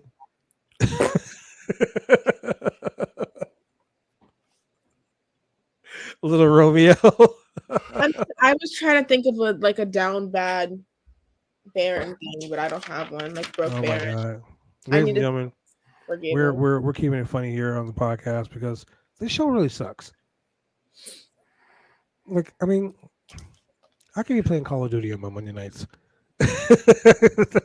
Hey And I would man, have a look, lot more fun. I steam cleaned the carpet in the front and took out the trash and everything else and walked the dog and it was I was walking my fish today. Okay. This is an interesting comment though. Pitcher Omos is part of the Hurt Business. That would make a lot more sense. Yeah. As a bodyguard for the Hurt Business. Because he the can't listen to doorman, shit. the limo driver. I mean, is the Hurt Business even a thing? depends on what week you watch. Yeah. It depends on when the 24/7 titles on. Some weeks it is, some weeks it isn't. So if you remember, which you probably don't, there was a huge stare down between Bearcat Lee and the gold standard Shelton Benjamin, and then Bearcat Lee got fired.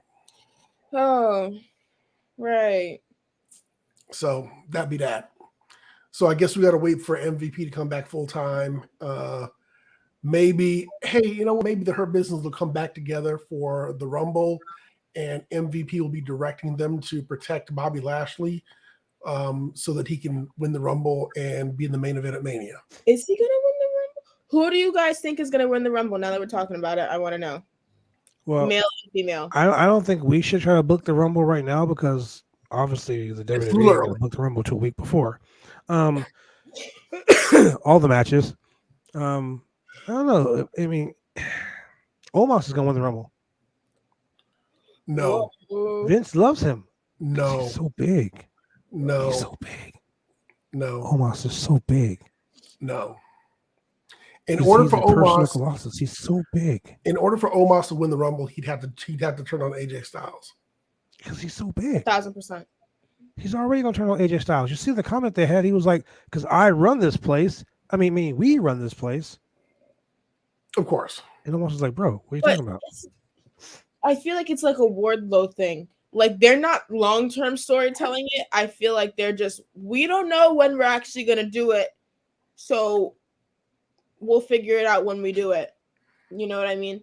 And then week thing. And then he'll just go ahead and join Otis and become the Big O's. Brock Lesnar wins the Rumble. That's too easy. That's too easy. Hey, so Brock our Lesnar next wins the Rumble. I'm a revolt. I'm gonna write a stern tweet. Has a chance. Rollins, I guess. No.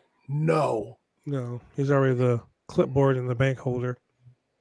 Correct. Well, I'm thinking they're doing Rollins and Roman at Mania. I don't know who else they have unless they do Drew.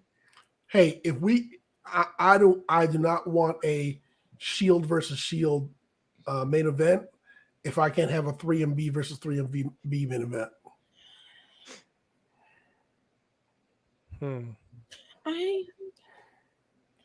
Can I get an eye in the chat if you want to see Heath Slater versus Drew McIntyre versus Jinder Mahal? Bring them all back to one promotion. Figure out how to do it. From your lips to God's ears. And by God, I mean Vince McMahon. You know what? Let me tell you something. And at the end, they just hug. I was so like the Dark Order. I was so excited for you to be on the show. Hornswoggle runs so in. Excited. Why are you guys fighting? I've been so excited for putting you over every week. Telling all we're these putting fans, the band back together. Telling all these fans what an awesome person you are, and that they need to follow you on YouTube. They need to follow you on Twitter, wherever you're at. They need to find you. They need to love you. They need to worship the ground you walk on because you are the next big thing at BodySlam.net. And then you went and just fell into the trap. It's my heel turn. Hey, man. We're the heel podcast of BodySlam.net. What are you talking about? We're all heels on here. Hashtag reunite 3MB. Oh, Jesus Christ. It's gonna gain some traction. You know what? It's gonna start trending on Twitter. Believe you me. What? I'm gonna do this. I'm gonna go ahead and give you what you want. Like Dave Bautista. Give me what I want. Like Dave Bautista. Give me what I want. Give me what I want. Oh my God. I can't believe I'm gonna do this. There you go. There you go. You ready for it? There you go. Reunite 3MB. I'm about to put that on Twitter right now. Reunite 3MB. I'm gonna tag all of them. No, I'm not crazy. I ain't gonna do that to myself. I would have to like give up I would have to like walk away from wrestling. Yeah. Anyway, let's go to the next match before we get out of control because I feel like Tamatanga right now. Guess who it is? Everything. It's Nikki ASH. Nikki almost a superhero. Almost a superhero, Nikki With Ash. Rhea Ripley, not defending the women's tag team titles again. Because what are those? But it's Nikki ASH, Nikki almost a superhero, with Rhea Ripley versus Queen Zelina with Carmella. No. Hold on. The hottest woman in the WWE. No, the most beautiful woman in the most WWE. beautiful woman in WWE. My bad. Sorry. Thank you, Victor. Oh, you got to kick ban him right now. Oh shoot. Vic Nash got to go. Vic Nash is the man. Thank you, Vic. Thank you, Vic. You made my day. Anyway, let's talk about this Nikki Ash versus Carmella match because, quite honestly, that match went hella slow too. I think I fell asleep. So this was 2 matches. Yeah. I mean, it was Nikki ASH, Nikki almost superhero, versus Queen Zelina, and then for 2 minutes and 45 seconds, and then it was Rhea Ripley versus Carmella. Now, and I don't even know how long that match was. I think that Nikki. Okay. So Nikki was mad because she wasn't included on the Raw team. She's the former Raw Women's Champion. What happened to the Raw Tag Team Champion? Other Tag Team Champions. She should have been added to the show. She should have been added to the match. So what I don't understand is why they had to have Rhea Ripley like stand up for her. So they have this singles matches, and the way they announced it was the people who are on Team Raw are going to face each other tonight. But Nikki's not on Team Raw. Okay. The inconsistencies are just too much for me. So Jaychele, I'm gonna throw something out here that this a little bit before your time. Okay. Bad Blood may know this, and maybe some people in the chat will understand me when I say this. Let me draw a comparison for Nikki ASH, Nikki almost superhero for you. Back when you had a PS2, there was a game called Parappa the Rapper. Okay. And his tagline was at the every time he finished a mission, he was like, "You gotta believe." And that's what her character does. You gotta believe. I'm almost a superhero. I'm not a superhero, but I'm almost a superhero. Okay. So you're I'm like almost, This is Nikki's gimmick too. she came up with it. Shit, yeah. Let's put it like this. Vince saw her reading a comic book in the back, and he said, "Hey, you like superheroes?" She was like, "Oh, I grew up reading comics." "You like Green Lantern?" She was like, "Not really." "Who do you like?" She was like, she named somebody. He was like, "That's it. You're going to be a superhero." Wow. Next thing you know, she's wearing a cape. Everyone's like, "Hey, what kind of insignias you got?" "Well, we got some butterflies left over from the Divas belt." "All right, put a butterfly on her, put her a cape, give her a mask. In fact, give her Hurricane's old mask, make her a superhero." I don't really think she chose that. She said in an interview with somebody that she had pitched it, and I think it was with Denise, to be honest, and that Killian even shared. Yeah, Big Damo said that too. Yeah, he shared that it was her idea. I don't think it played out how she planned at all. But I think the concept of her being a superhero was her idea, because she mentioned trying to work with Molly Holly and Hurricane Sean Helms to get the idea down. But I don't know where that went from there. The same way the New Day said, "Hey, Vince, we got this idea." And he goes, "That's it. You'll be preachers." Yep. The power of positivity.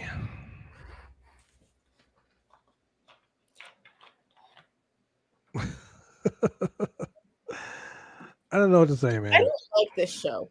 I you know, I just I don't understand. I Yeah, you I do. just don't understand. Like that's Yeah, the you thing. do. I don't understand. Yeah, you do. You get it. I You don't understand. No, I don't. Because Because if it was too good of a match, it would overshadow what's coming up for Survivor Series. What's coming up? Do you know? Because I already forgot. I'm not excited. They're not there. The Women's Tag Team Championship is not being defended on Survivor Series. Not against NXT, not against nobody. Because why? Back burner. Not- Gone. can't- Back burner. okay, so let's look at this because I want to understand this. Like I really and truly want to understand the whole like Why are you trying? it hurts my head to not understand what the fuck is going on. Like I can sit and I can watch something and I'm so horrible at movies, okay?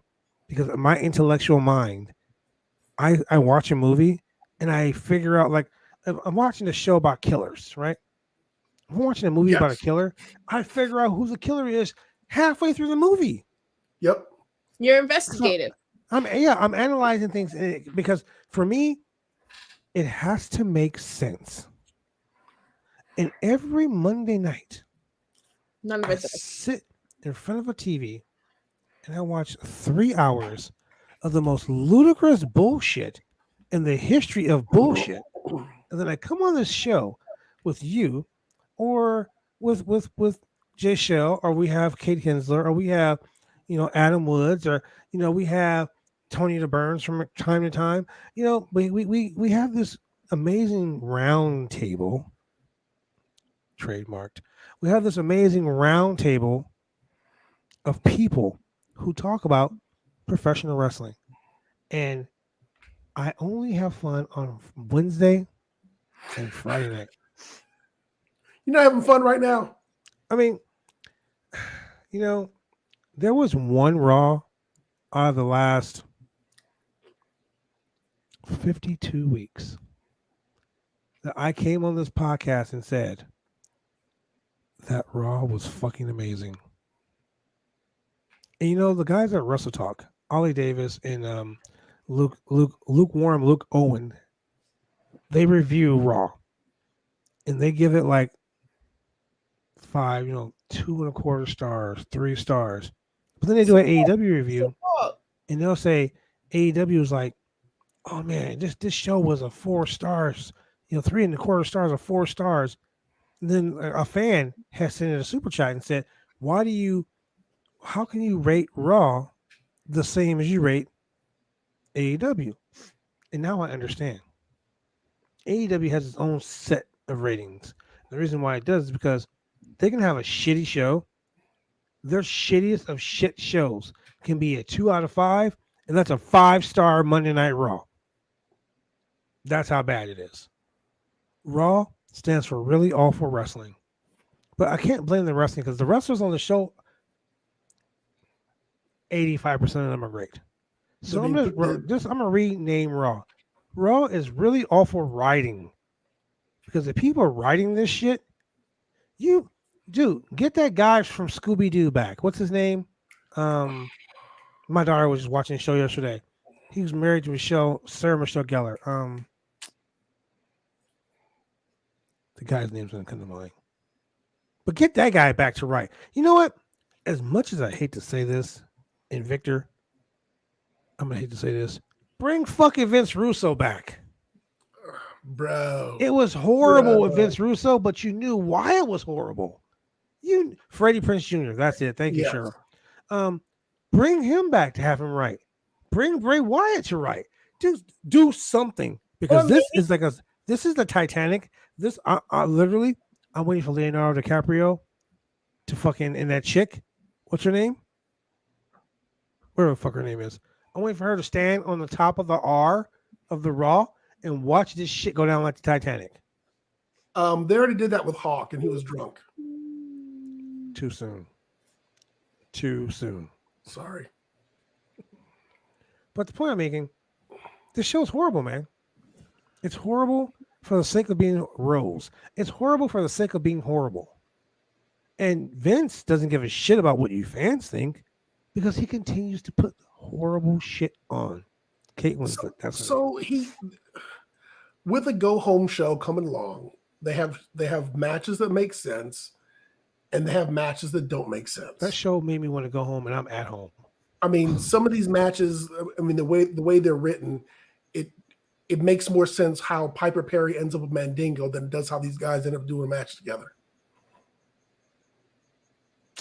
And can they coexist? Can they coexist? Absolutely. I don't know, man. Here's the thing, though. Almost is so big. That's all I know. Here's the thing. Next week, you're not going to remember. A tree just fell in the woods. You didn't really hear it. I live in Portland, Oregon. I hear every tree that falls down near my house. Gang of trees where you are. Mm-hmm. I live in the fucking woods. Bigfoot is my neighbor. So speaking of matches that don't really matter, here we have AJ Styles and his own personal Colossus, almost. But he's so big. Against the Dirty Dogs, Robert Roode and Dolph Ziggler. We skipped something. We skipped KO and Finn. No, we didn't skip that. We did not skip that. Okay. I'm going to go back to that. Okay. Yeah. I'm glad you said something. I'm going back to that. Yeah, we'll get back to that. Because that's the bright spot of this whole fucking show. Okay. And so this was actually a reference back to when they had it was like a 3-man or 4-man tag team match. And Omos was whooping on everybody because he's so big and he's a personal colossus. He's so big. And now you have two heel teams fighting for dominance because everyone wants to try and qualify to go against the tag team champions, who's Team RK Bro. And so you have the glorious Bobby Roode and Dolph Ziggler, who's a working machine, AJ Styles, former leader of the Bullet Club, and the phenomenal one who came out to the Rumble as a surprise entrant with great fanfare in a 3-minute and 20-second match with Omos because he's so big and he's just beating everybody and just smashing them together. And at some point, Omos is just going to say, AJ, I don't need you. I'm going to team up with Otis and we're going to be the Big O's. Because he's so big. And he's a personal colossus. And they're going to sell tires as Big O tires. Maybe he'll rename himself to someone's private colossus. Wow. Get OnlyFans. Maybe he'll be giving people the Colossus. I don't like that they just always also want us to forget that he was a part of Raw Underground. Look, let's read the resume. This dude was a fucking bouncer. He was a 7-foot tall ninja who got swallowed up by an alligator or octopus or whatever the fuck was in that trash can. And then he came on and he's the personal colossus for AJ Styles. He was a doorman. No, I did. I said that first. Okay. He was Shane McMahon's doorman for the failed Bloodsport gimmick, Raw Underground. Can I honestly tell you, I never watched one episode of Raw Underground. Neither did anyone else. That's why it's gone. I was like, nah. Why would they? Why? You know, I saw a picture of B-Fab as an interviewer in Raw Underground, and I popped big. I didn't know she was there. Raw Underground was almost like a bootleg Shotgun Saturday Night. I liked Shotgun Saturday Night. I know. Well, okay, I liked it back when it was in the Manhattan Center when it was beginning. I know. When they had that siren in the beginning. Welcome to Monday Night Raw. And that's what I'm saying. They were trying to make it that, except for they went for this, but we're really fighting thing. You know what it is? I'll tell you exactly. But then the Viking Raiders showed up. Vince McMahon was at WrestleMania weekend and he saw Bloodsport. Wrestling is real. Vince was at WrestleMania weekend. He saw Bloodsport and he said, hey, Matt Riddle, pal, can we use that? And Riddle was like, sure, bro. Yeah, bro, you can have it. Yeah. If we just put it in a vacuum, stupid idea. We look at it big picture. Mm-hmm. Once again, if wrestling is real, if sports entertainment is real, This wasn't sports entertainment. It's realer. How? No. This wasn't sports entertainment. Raw Underground was legit MMA fighting. Eddie Kingston versus CM Punk was closer to Raw Underground than Raw Underground was to Raw Underground. Yes, you were right. You're Eddie Kingston versus Punk was Fight Club. We ain't allowed to talk about Fight Club. Brad Pitt might beat our ass. We ain't talking about Fight Club. And Ed Norton gonna come fuck us up. We ain't talking about Fight Club. But that match was look, Kingston came down with his hands taped up like he was ready to box. He was smiling, and it was the highlight of my weekend. Yeah, he was happy. He was happy. But he was drunk. Yeah, well, whatever. It was better. Look, I'm gonna say this out loud. Don't come at me, anybody on Twitter. Don't at me. All right. You know what? Fuck it. Come at me. Yeah, come at me. You can find me, Bad Blood Brand, Triple B on Twitter. You can come find me. Come get at me. Come get you some. I'll tell you why I say that. Last night I shit on a street fight, 6-man, 8-man, 10-man tag team, 10-man tag team street fight where they start the match by a lockup, and they were tagging each other before the gangster shit started, before gang warfare started. Aubrey Edwards, I hate her. Hold up. Hold up. Yeah, why? It's a personal thing. Hold up. She's a Northwest person. It's a personal thing. I said it before. I said it again. Hold on. Okay, they had the toaster. You're right. But before that match, in the 3-year history, a 2.5-year whatever history AEW had, was the single worst fucking match on God's creation. That match was horrible. That match was so bad. I gave that match -1 stars. It was that horrible. I think that match was Raw's matches. If there was a cooking show, and there was Bobby Flay and Gordon Ramsay and me, I don't think that I cooked that bad. I don't think my meal would be that bad. But bro, that match was so bad. Dishes, it may be a little lacking. Bobby Flay, that match was so bad. He's from Black people. That match was so bad. That was like gourmet spam. Hey man, look, in the bodega for 8 weeks overdue. When Santana and Ortiz put the two people in the submission together, I thought that was cool. Okay, and you know what screwed that up? You know what screwed that cool spot up? Sammy Guevara, who walked around the ring for 5 minutes with a football, waited for his football spot to hit someone with the football. That's how horrible that was. I also liked when Sammy did the little flippy thingy onto Scorpio Sky through the table, but I don't know why he had a metal plate. I didn't even see that until after. But the ending, no. I don't know what Dan Lambert had a pipe. Off the top rope, I literally wrote, Jake jumped off the top rope, I guess. Like, he just jumped down to the floor, and everybody sold it like he did something huge. Yes. But let me get back to what I'm saying. Sorry. That match, in my opinion, was the worst match I've ever seen in my entire 29 years as a wrestler. Worst match ever. And I've seen Mr. California wrestle some matches in California. That guy's fucking horrible. But that was still better than 90% of the matches on fucking Raw tonight. That's how horrible it was. The only great thing that happened on Raw tonight was Finn Balor versus Kevin Owens. That was the best match on Raw tonight. That was the show stealer. It was the only match on Raw tonight, in my opinion. No. The last match of the night, let me tell you something. Anytime I get to turn on the TV and watch Bobby Lashley choke out some kids, I'm good to go. Those are the expressed opinions of Chemical Julian himself and Choke not out them those of the kids. Roundtable Person Hey, podcast kids, or stay out the ring. bodyslam.net. Stay out the ring, kids. I have no part of this. I don't care if you're a 45-year-old kid in the mask. Stay out the ring. Get choked. I love Get that your ass choked out. they literally treat Dominic like he's like 10 when he's like what, 25? He's like 23. Dominic has the worst facial expressions ever. He's like, I'm sad. I'm happy. I'm devastated. Just send him to NXT 2.0 and crying. then we can figure everything else out from there. No, don't send him to NXT. He'll ruin NXT.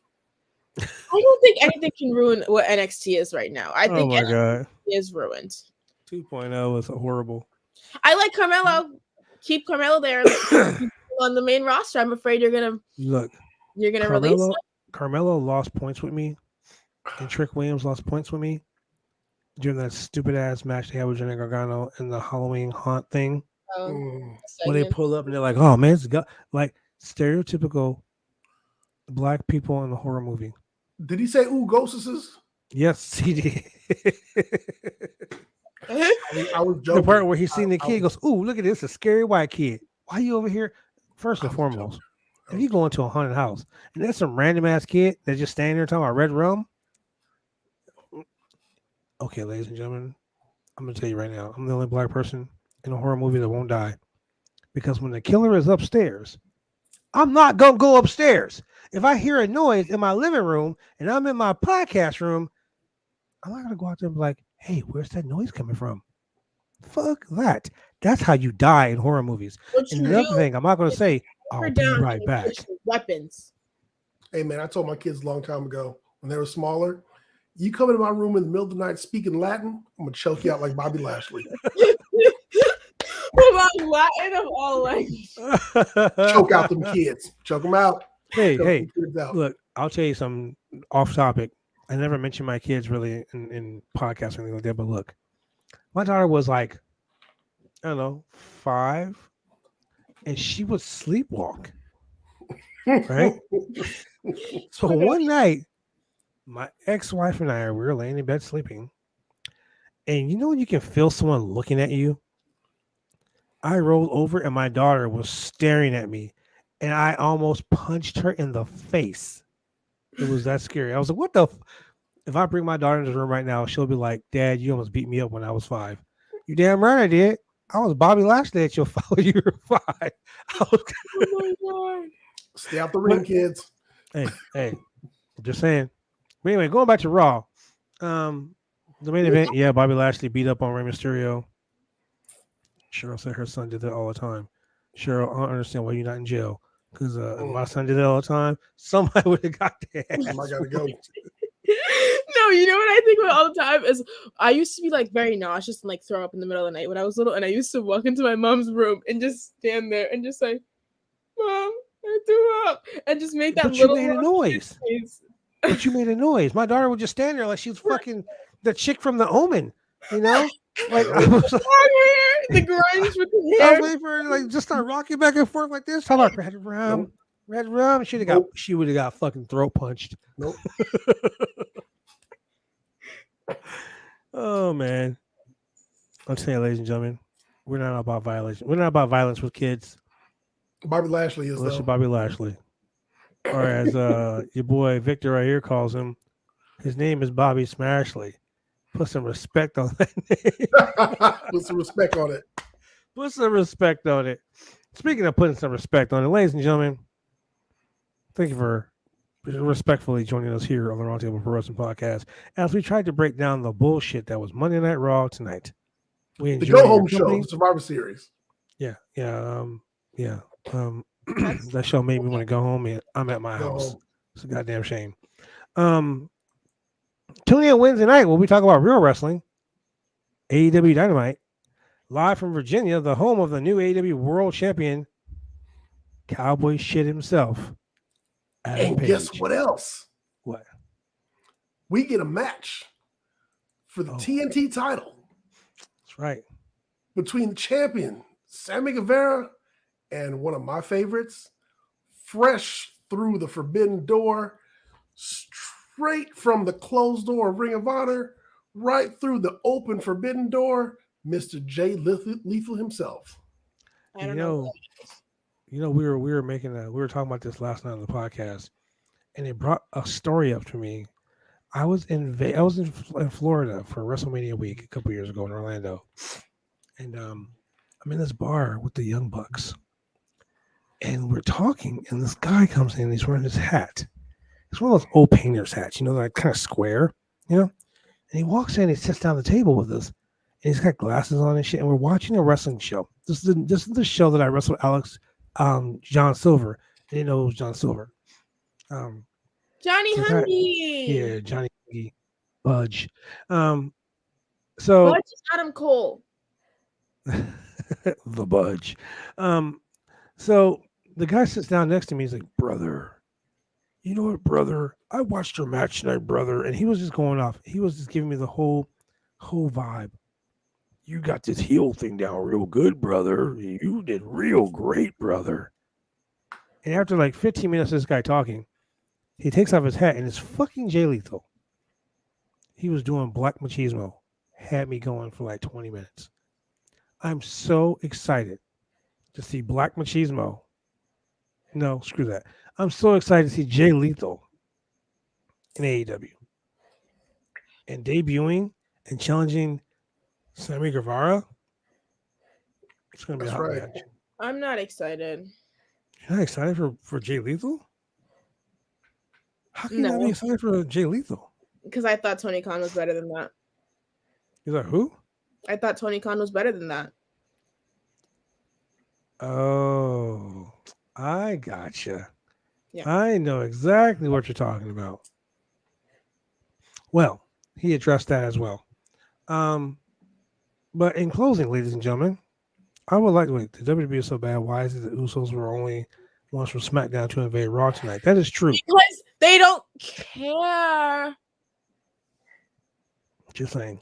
Tribal Chief.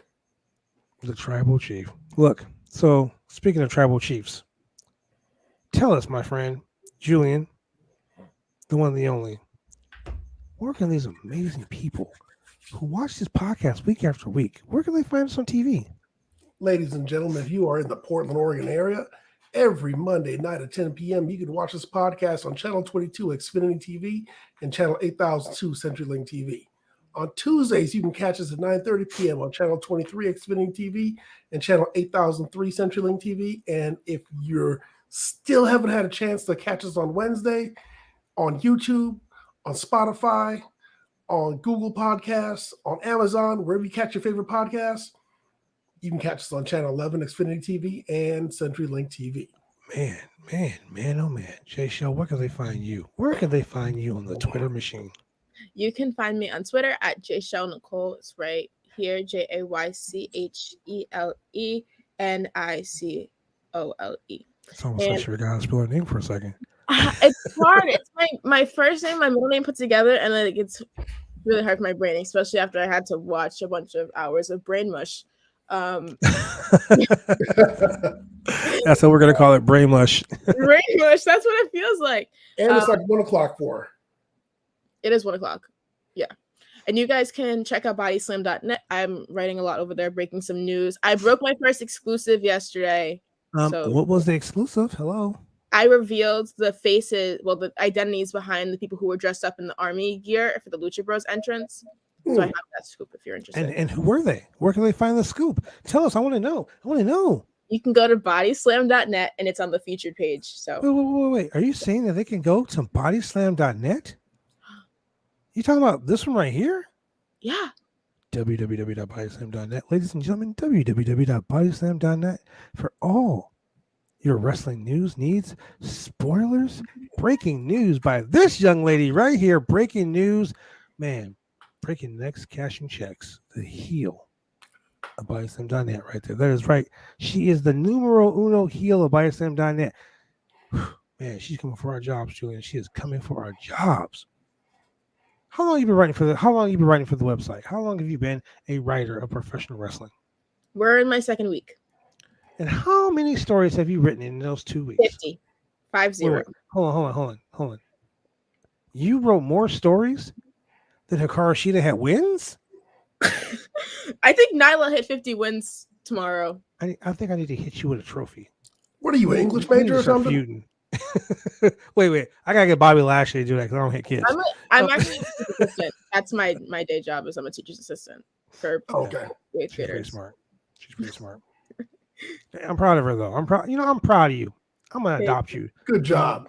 This is gonna be my Keep up little the good sister, work. man. I'm about to adopt her. After the show, I have some more scoops for you guys that I can't reveal on here. Ooh, 2 scoops. 2 scoops. Coming soon. Like Man, raisin speaking bread. of 2 scoops, ladies and gentlemen, if you like scoops, you can go and you can buy a ticket to this amazing show right here. BCW Worldwide presents Go Stuff Yourself, ladies and gentlemen. That's right. Go Stuff Yourself live on pay-per-view, ladies and gentlemen. It's going to be at the Holocene 1001 Southeast Morrison. The doors open at 3:30. Bell time is 4 o'clock. Tickets are on sale now at Eventbrite. Go get those goddamn tickets, ladies and gentlemen, because we need them. We need you to be there at the show. We need you to understand, ladies and gentlemen, it is about to go crazy. It's about to get wild. It's about to be some weird, crazy shit on this show. And I guarantee you this. 99% of the stuff you see on the show will have a longer storyline than anything you see on Monday Night Raw, ladies and gentlemen. Check out the video. What? Check out Period. the video, ladies and gentlemen. Check it out.